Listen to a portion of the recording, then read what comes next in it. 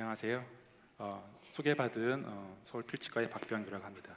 오늘 이렇게 큰 자리에 초청해 주셔서 덴티움 관계자분들께 감사 말씀을 드리고요. 저는 여러 훌륭하신 교수님들 많이 계신데 저는 개원이고요. 개원이가 바라본 입장에서 오늘 또 강의를 한번 준비해봤습니다. 제가 말씀드릴 내용은 이제 환자 중심의 어떤 고리식 전략에 대한 얘기인데요. 환자에게 딸려가자는 얘기가 아니고 환자의 니즈를 반영한 부분에 대해서 우리가 한번 고려해보자라는 내용으로 준비를 해봤습니다. 또 우리가 임플란트를 초창기에는 품질이 안 좋았고 표면이 안 좋았다 보니까 뼈가 있는 부분에다 임플란트를 심었었죠. 그래서 임플란트가 굉장히 긴 걸 많이 심었었고요. 그런 다음에 어떻게 해서든지 보철로 이렇게 마무리했었습니다. 그래서 우리는 이런 방식의 임플란트를 본 드리븐 임플란트라고 얘기했었던 거죠. 그래서 이러한 임플란트는 여러 가지 문제점들이 있었어요. 예를 들면은 식립 위치가 안 좋다 보니까 구강 위생 관리가 어려운 부분들도 있었고 칸틸레버 포스가 작용하는 경우도 있었고요. 음식물이 많이 끼다 보니까 또 페리 임플란타이티스 같은 이런 문제들도 많이 생겼던 거죠. 그러다가 임플란트의 표면이 개선이 되게 되고 우리가 GBR이라는 개념이 나오게 됐습니다. 이 GBR의 성공률이 롱텀하게 굉장히 높게 나오기 시작하면서 이제 GBR을 믿을 수 있는 술식이구나 하는 걸 우리가 알게 됐죠. 그래서 임플란트를 뼈가 있는 곳에 심입하는 것이 아니라 보철의 이상적인 위치에 심립을 한 다음에 그 이후에 GBR을 통해 가지고서 마무리를 하는 이런 프로스테티스 드리븐 임플란트 방식으로 바뀌었던 거죠. 그래서 아까 임상철 원장님께서 말씀하셨다시피 이렇게 GBR을 성공적으로 이끌기 위해 가지고 우리는 이런 패스 프린시플 같은 중요한 원칙들도 많이 익혔었고요.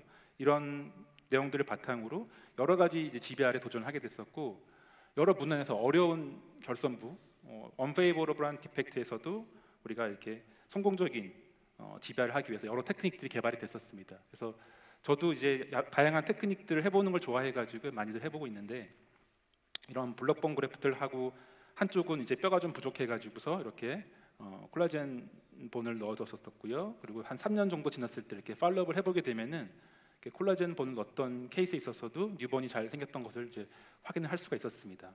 그리고 우리가 이런 리티 스플릿 같은 테크닉을 할 때는 파우더본 같은 경우에는 흘러내리는 경우가 많거든요. 근데 이런 오스텐 3 콜라겐 같은 경우에는 뭉쳐져 있다 보니까 수술을 좀 더 편안하게 할 수 있었던 거죠. 그래서 그 결과도 좋은 것을 볼 수가 있습니다. 그리고 최근에는 이제 콜라겐 멤브레인 2와 같이 탄성이 좋은 멤브레인들도 나왔죠. 그래서 아까 어반 선생님의 그런 소세지 테크닉 같은 것들도 저희가 시도해 볼 수 있고요. 이런 텐팅 스크류를 이용해 가지고서 많은 양의 본을 다시 재생하는 것을 할 수가 있게 된 거죠. 저 개인적으로는 타이타늄 메쉬 같은 것들을 좀 좋아하는 편이고요. 근데 문제는 이런 여러 가지 방법들을 이용해 가지고 우리가 뼈를 만들었을 때 상당히 비용이 많이 발생하고 굉장히 노력도 많이 들어가는 거죠. 환자분도 불편함이 많이 있고요. 그리고 또 한 가지가 더 있는데 우리가 많은 뼈를 만들고 나면은 연조직에 대한 문제가 또 생깁니다. 버컬 플랩을 끌어당겨 가지고 올리다 보니까 베스티블이 낮아지게 되고요.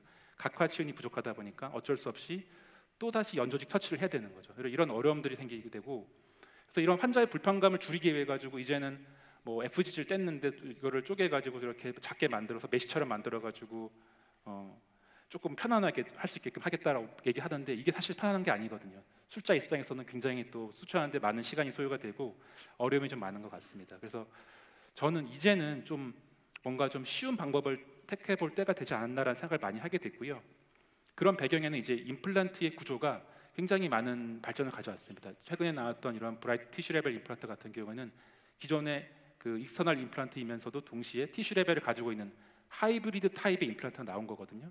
굉장히 좋은 발전이 생긴 거고 재료에 있어서도 굉장히 많이 좋아졌죠. 그리고 최근에 이제 임플란트가 굉장히 보편화가 되면서 환자의 니즈도 굉장히 다양해졌습니다. 어떤 분들은 아프지 않게 해달라고 하시는 분들도 계시고요. 어떤 분들은 비용에 민감하신 분들도 계신 거고 또 어떤 분들은 그냥 어떻게 해서든지 예쁘게 해달라고 말씀하시는 분들이 계시고요. 또 요즘에는 이제 초고령 사회로 접어들다 보니까 고령의 환자분들이 오셔가지고서 임플란트를 하시는 경우도 예전보다 훨씬 더 많아진 것 같습니다. 이런 분들은 이제 아무래도 오랫동안 시술을 받고 오랫동안 기다리는 것 자체가 남은 여생에 비춰봤을 때 굉장히 좀 과도한 게 될 수 있다는 생각이 들었거든요. 그래서 이런 환자분들의 어떤 니즈에 맞춰 가지고서 우리가 한번 임플란트의 신입에 대해서 한번 생각을 해봐야 되지 않나, 고리식 수술도 한번 생각해봐야 되지 않나 해서 이 주제를 지금 말씀드릴까 합니다.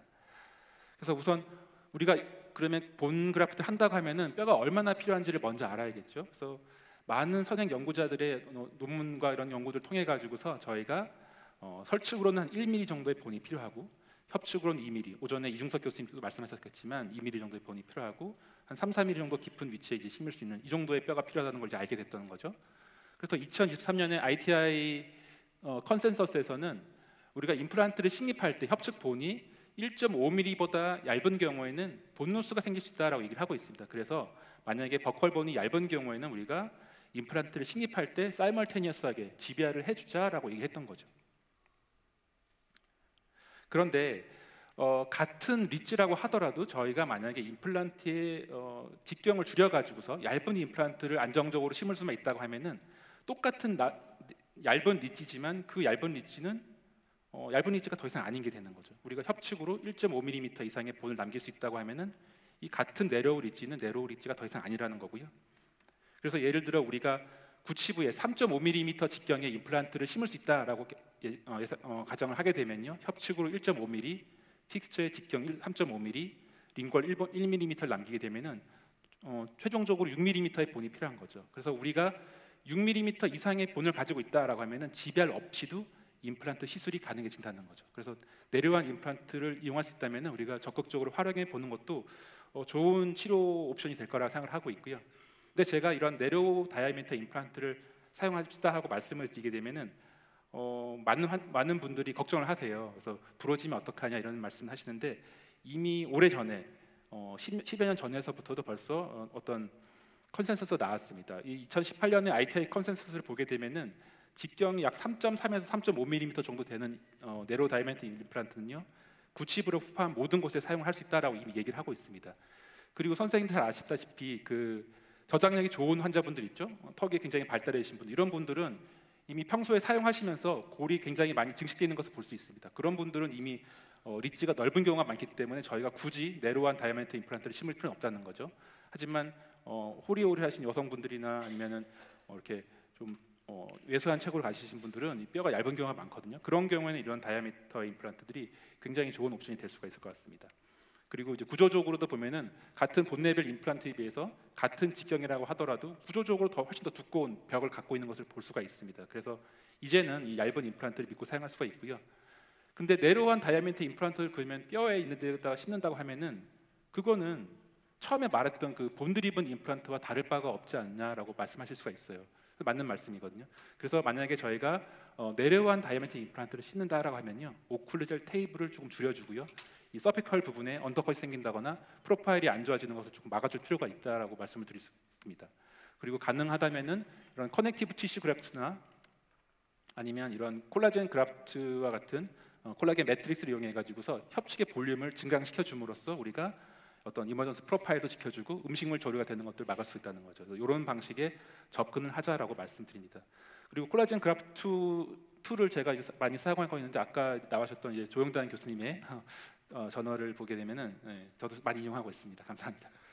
그래서 보시게 되면은 이제 아까 말씀드렸던 대로 CTG하고 이제 콜라겐 매트리스를 이용했을 때 유사한 결과를 보이고 있어서 이런 부분은 저도 또 에비던스를 가지고 믿고 사용을 하고 있습니다.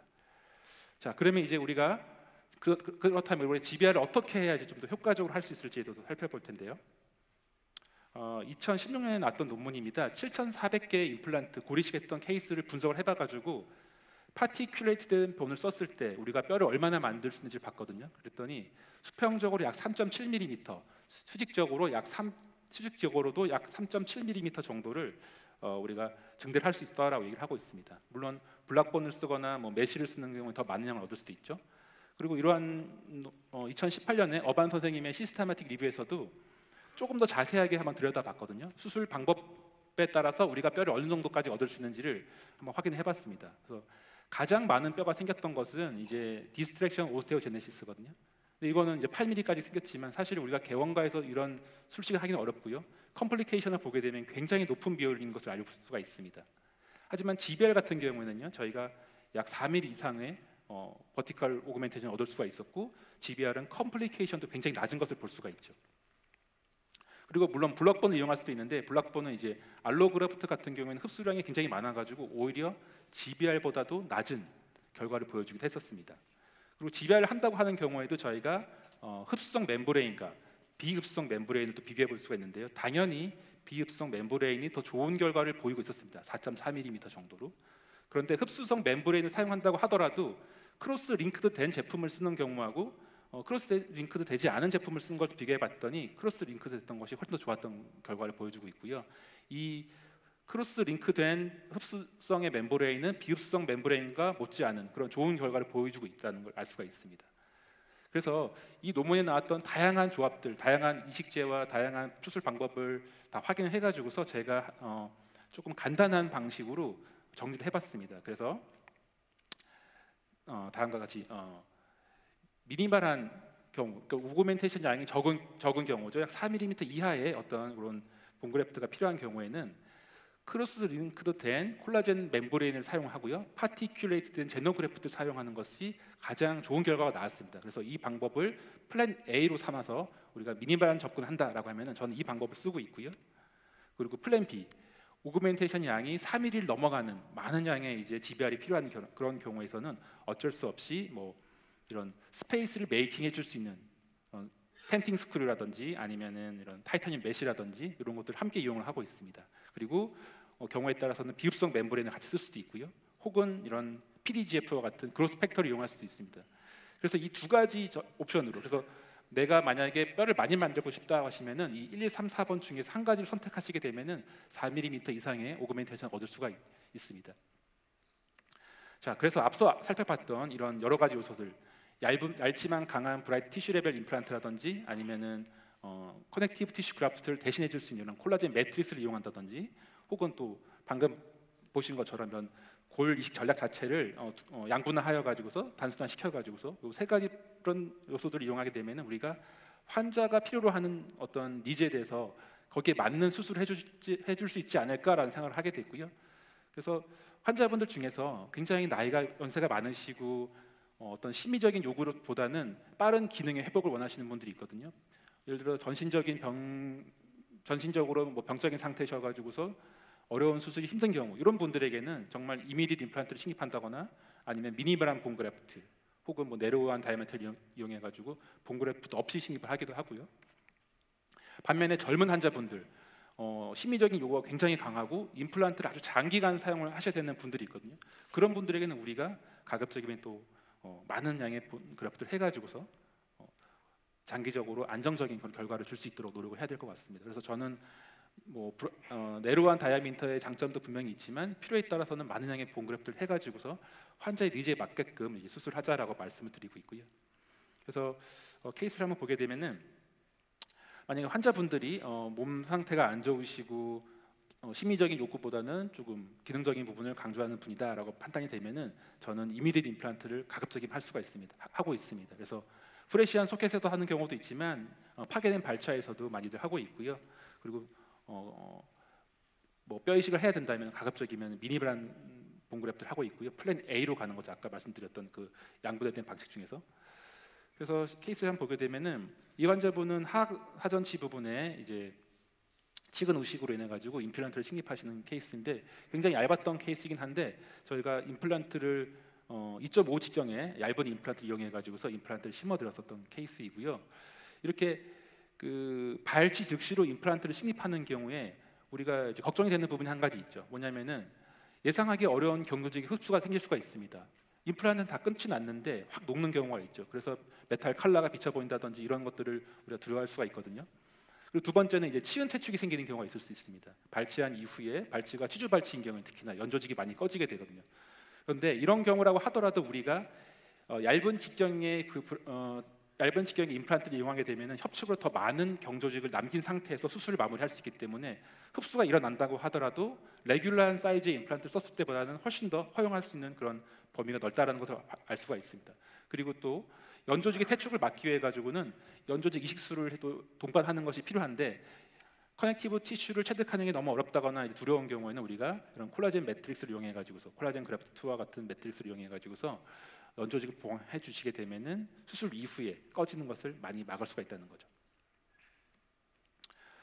그리고 경우에 따라서는 뼈 이식을 하지 않는 경우도 있습니다. 사실 이 케이스는 이 케이스는 굉장히 저에게 큰 시련을 줬던 케이스입니다. 이 환자분은 타치과에서 여러 번의 임플란트를 식립했다가 실패를 하고서 저희 치과로 이제 의뢰가 돼서 왔던 분이신데, 구강내를 보게 되면 사이너스에 이제 임플란트가 하나 박혀 있었습니다. 그리고 이게 신긴 지가 꽤 오래돼 가지고서 골창이 거의 다 이제 닫혀 있었던 상황이고요. 뺄 수 있는 공간이 많지 않았었고, ANS 하반까지도 알베올라 본이 흡수가 돼서 베이잘 본조차도 별로 남아 있지 않았고요.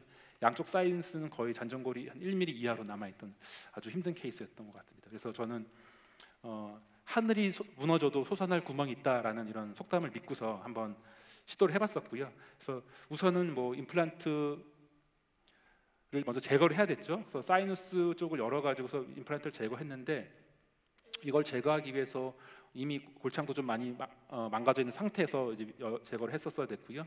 그래서 여러 가지 뭐 사이너스 재처치를 또 하고 임플란트를 식립하면서 수술을 여차저차 마무리하게 됐었습니다. 상당히 힘든 시기를 보냈었고요.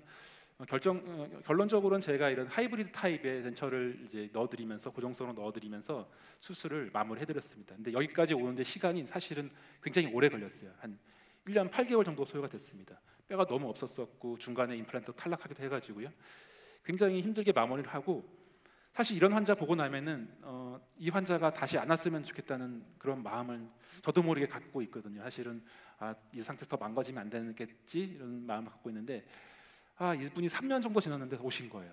화가 나셔서 오셨습니다. 이미 대기실에서부터 이제 큰 소리가 나면서 왔죠. 한지 얼마 안 된 임플란트가 이제 불편하다는 거죠. 한 3년 4년 정도 됐던 것 같은데, 보시는 바와 같이 15, 16번 부분에 본노스가 굉장히 심하게 진행이 됐었습니다. 그래서 하늘이 다시 또 무너졌구나 생각을 했고요. 이제 이걸 어떻게 해결해나 이제 걱정을 많이 했었고요. CT를 보시게 되면은 굉장히 심하게 본노스가 진행이 됐었습니다. 그래서 임플란트 주변으로 리치가 완전히 없어진 것을 볼 수가 있고, 사이너스 내부로 개통이 됐던 걸 볼 수가 있었죠. 16번도 그렇고 15번도 마찬가지인 상태였습니다. 그래서 일단은 뭐 하이브리드 보철물을 먼저 제거했었고, 덴처를 제거를 했었고, 제거하자마자 픽스처가 바로 자연 탈락했습니다. 굉장히 많이 오염된 걸 볼 수가 있었고요. 이 환자분은 이제 화가 나셨어요. 그래서 근데 이 환자분이 말을 하면서 강의를 하면서 이제 생계를 이어가시는 분이셔가지고서, 지금 보철물 없이는 나는 하루라도 쓸 수가 없으니까 어떻게든 저보고 책임을 지라는 이렇게 막무가내식으로 조금 이렇게 얘기를 했던 분이신 한데, 사실 난감했죠. 그래서 제거한 다음을 보게 되면은 굉장히 디펙트가 큽니다. 굉장히 디펙트가 커가지고서 여기를 재처치하고 다시 이렇게 뼈를 만드는 데만 한 6개월 이상은 소요가 될 거고, 그 뼈에서 다시 임플란트를 심었을 때 빨라도 한 1년은 걸릴 것 같다는 생각이 드는 거죠. 그래서 굉장히 이제 걱정을 많이 했었는데, 이때 제가 이제 생각이 났던 게 브라이트 티슈 레벨 임플란트였거든요. 그래서 CT를 막 뒤졌습니다. 뒤져가지고 여기저기 막 찾아봤더니 여기 레귤러 사이즈 임플란트는 절대 심을 수 없을 것 같은 공간에 약간의 이제 공간이 있는 것을 확인했고요. 그리고 그 옆에 이제 임플란트 사이 쪽에 버컬 쪽으로 사이언스 올라왔던 부분들이 어느 정도 뼈가 돼 있는 것을 볼 수가 있었습니다. 그래서 그 부분도 이용하고, 그리고 튜버러시티 쪽에서도 약간의 공간을 확인해 가지고서 임플란트를 또 하나 위치를 시킬 수 있겠다라고 판단을 내렸던 거죠. 그래서 이 세 개의 임플란트를 심게 되었습니다. 직경 3.0의 7mm와 3.5의 9mm를 심게 되었고요. 사실 3.0이면은 구치부에 쓰기 좀 어려움이 있는 사이즈라고 볼 수도 있지만, 아까 오전에 강의에서 보셨지만 이 3.0의 7mm라고 하더라도 표면적이 굉장히 넓어져 있기 때문에 예전보다 충분히 사용할 수 있다고 판단을 내렸고요. 그리고 이 보철물들 다 스플린트해서 연결할 거기 때문에 제가 이 3좀 얇은 임플란트 써도 되지 않을까라는 판단을 했습니다. 그래서 이제 이 망가졌던 발치와 속에는 임플란트를 제거했던 부분에는 두 가지 뼈를 넣어줬었고요. 사이너스가 뚫려 있었기 때문에 자칫하다가 이제 멤브레인 터지거나 그러면 이렇게 큰 디펙트는 오로안트랄 피스툴라가 생길 수가 있거든요. 그러면 그 재처치가 굉장히 까다롭기 때문에 제가 이 베이스 쪽에는 오스테온 제노콜라겐을 넣었습니다. 만약에 성공이 되더라도 멤브레인이 터지더라도 상악동막이 터지더라도 이식제가 흩어지지 않기를 바라면서 콜라겐 본을 넣었었고요. 상부에는 오스테온 제노 파우더 본을 넣어줬었습니다. 그리고 이제 이 얇은 임플란트가 혹시 망가지더라도 나중에 다시 오늘 뼈를 만들었던 이 부분에서 새롭게 임플란트를 심을 수 있지 않을까 하는 어떤 대비책으로 이렇게 임플란트 수술을 한 거죠. 멤브레인을 덮고 수술한 이후의 사진이고요. 다행히 임플란트 3개를 잘 식립이 됐었고요. 잘 식립이 됐었고, 그 이후에 CT를 찍어봤을 때 이렇게 임플란트가 아주 좁은 공간이었지만 내로우한 임플란트를 심었기 때문에 어느 정도 위치를 잡아가면서 식립할 수가 있었습니다. 물론 여기 사이언스 쪽으로 조금 이제 비강으로 조금 들어간 것들 보이고 있긴 한데, 제가 이거는 가이드 수술한 게 아니라 당일날에 바로 이제 환자분 때문에 바로 이제 심어야 되는 상황이다 보니까 조금 식립 위치가 어긋난 건 있지만, 어쨌든 당일날에 바로 구덴처와 임시덴처들을 이렇게 갈아가지고서 재위치를 시켜줄 수 있었고요. 하루 뒤에 소독을 해드렸고, 혹시나 이 부분이 터지지 않을까 싶어서 했었지만 별다른 문제 없었고요. 2달 정도 뒤에 이렇게 고정력을 체크해봤을 때 별다른 문제가 없어가지고서 하이브리드 타입의 보철을 다시 한 번 더 파이널 보철을 해드렸습니다. 그리고 이 기간이 약 3개월로서 예전 첫 케이스에서 1년 8개월 걸렸던 거에 비하면 굉장히 이제 짧은 시간 만에 마무리를 할 수 있었던 거죠. 그래서 이게 수술 이후에 방사선 사진이고요. 모르겠습니다. 이 임플란트가 또 탈이 날 수도 있겠죠. 탈이 날 수도 있겠지만, 제가 내로우한 임플란트를 심어놨기 때문에 탈이 난다고 하더라도 이제 남은 부분에 다시 한번 또 임플란트를 심어볼 수 있는 기회가 열리니까 그런 부분에서 큰 도움을 많이 받았던 것 같습니다. 그래서 사실은 화가 와서 오셨던 분이 결국에 가실 때는 이렇게 환한 미소를 다시 되찾고 가셨고요. 생각보다 빨리 끝났다고 굉장히 좋아하셨던 기억이 납니다. 그래서 제가 하늘이 무너져도 솟아날 구멍이 있다라는 속담을 봤을 때 저는 이 케이스를 마치고는 이런 생각이 들었습니다. 뼈가 무너져도 TL 심을 자리는 있더라라는 생각이 들었고요. 그래서 선생님들도 아마 이런 케이스를 만나게 된다면 이 브라이트 TL이 아마 생각이 나지 않을까, 그렇게 생각을 해봅니다. 그리고 우리가 또 많이 만나는 케이스 중에 이런 환자분들이 있죠. 그 얇은 치료제를 가지고 있는 분들이 있습니다. 이 환자분은 전신적인 상태가 굉장히 안 좋으셨기 때문에 치과 치료를 굉장히 어려워하셨었거든요. 근데 잔존골의 높이가 골폭이 약 3mm밖에 안 되는 거죠. 굉장히 얇습니다. 그죠?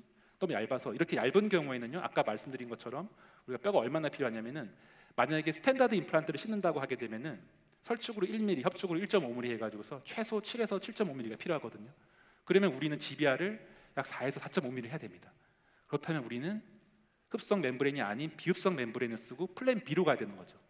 메쉬를 쓴다거나 아니면 다른 여러 텐팅 스크루를 쓴다거나 이런 걸 해야 되는데, 만약에 우리가 내로우한 3.0이나 3.5를 심을 수 있다라고 하면은 우리는 골폭은 최소한 5mm가 필요하면 되는 거고, 그러면은 GBR은 3mm만 하면 되는 거죠. 그래서 흡수성 멤브레인을 쓰는 편안함을 가져가면서도 우리가 플랜 A로 간단하게 수술할 수 있다는 거죠. 그래서 이 환자분은 제가 플랜 A로 진행을 했습니다.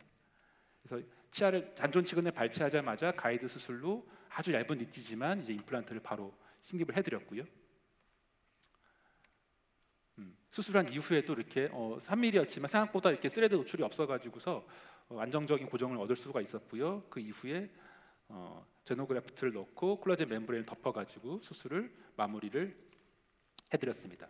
그래서 많은 양의 본을 당긴 게 아니기 때문에, 저희가 보시면 아시겠지만 이렇게 막 버티컬 인슈는 크게 주고 이런 것도 아니었기 때문에 뮤코 진지발 정션의 위치도 큰 변화가 없었습니다. 그렇기 때문에 추가적인 연조직에 대한 처치가 필요 없이 간단하게 마무리할 수 있는 케이스이죠.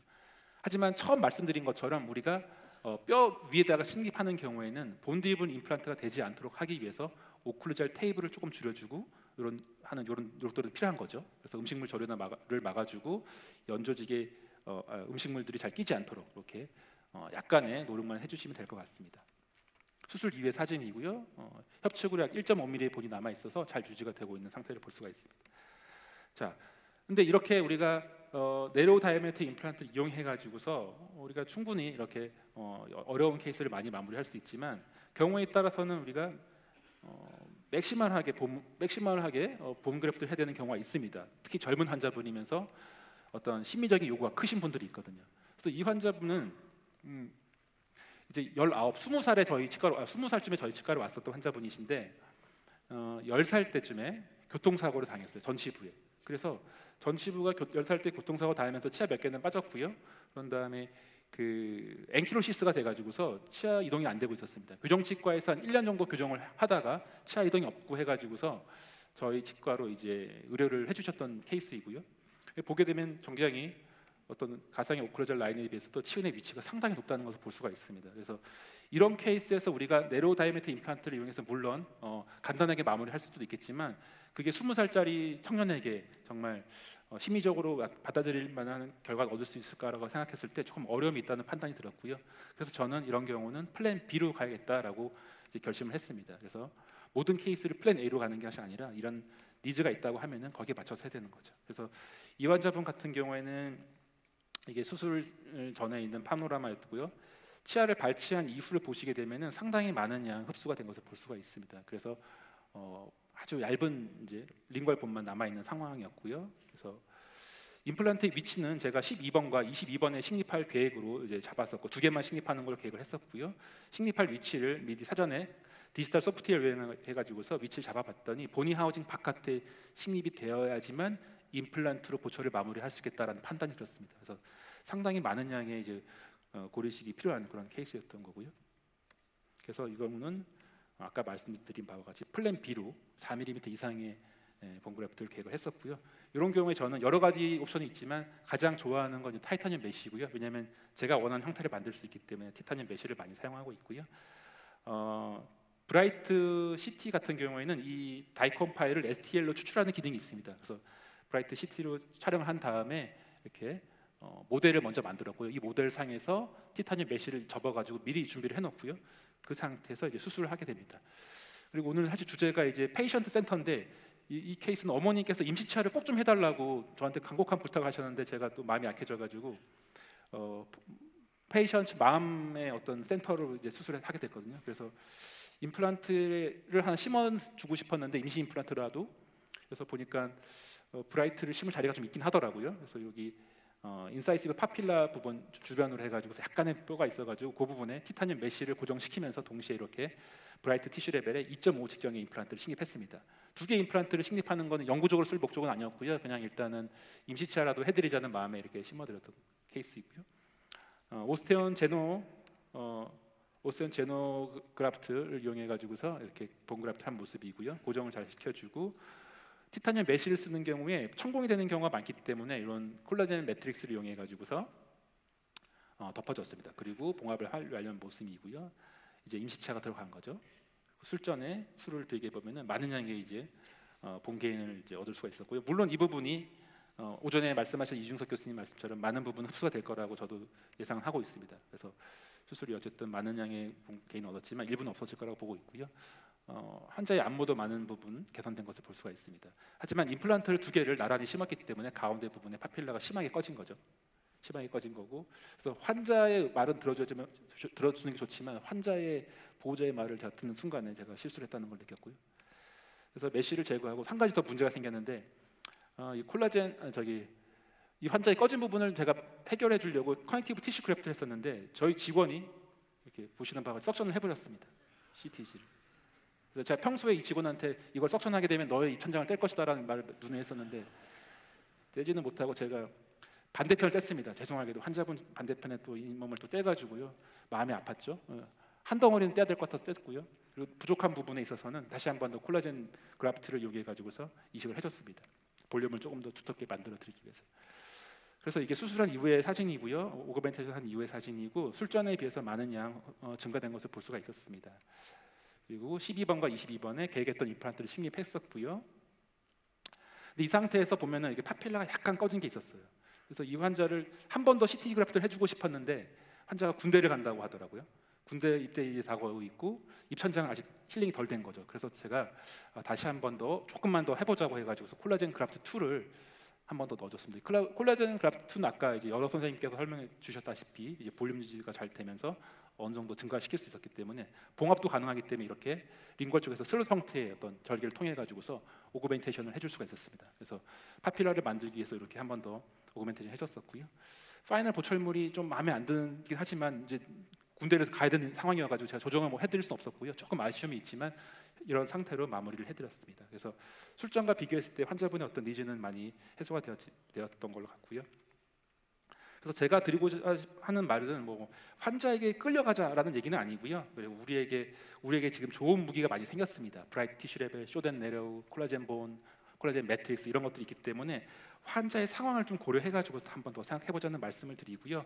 환자의 심리적인 요구가 큰 경우라 하면은 우리가 맥시멈한 본그래프트를 하는 것이 좋을 것 같고 미니멀한 본그래프트 니즈가 기능이 더 우선이신 분들은 조금 미니멀하게 가서 때로는 작게 수술하는 것이 어떻게 보면 환자에게 더 큰 의미가 있지 않나라고 말씀드리고요. 시간 다 됐다고 해서 그러는데 마지막으로 한 말씀만 드리겠습니다. 뼈가 무너져도 브라이트 TL 심을 자리는 있더라라는 말씀을 드리고 오늘 강의를 마치도록 하겠습니다. 경청해 주셔서 감사합니다.